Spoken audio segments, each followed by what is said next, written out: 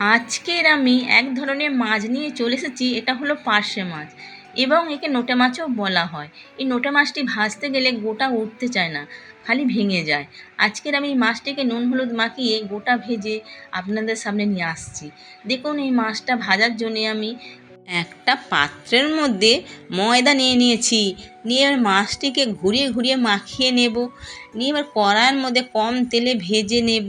নিয়ে তুলে নিয়ে ওই তেলটার মধ্যে যেটা ছিল কড়াইয়ের মধ্যে পেঁয়াজ কুচি, কাঁচা লঙ্কা চিড়ে দেবো, আদা রসুনের পেস্ট দিয়ে দেবো, লঙ্কা গুঁড়ো, হলুদ গুঁড়ো, জিরে গুঁড়ো, কাশ্মীরি লঙ্কা গুঁড়োও দিয়ে দেবো।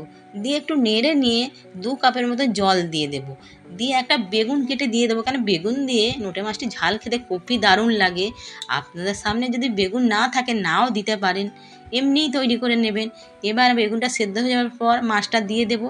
মাছটা কি সুন্দর গুড়টা উঠেছে দেখুন, একটুও কোথাও ভাঙেনি।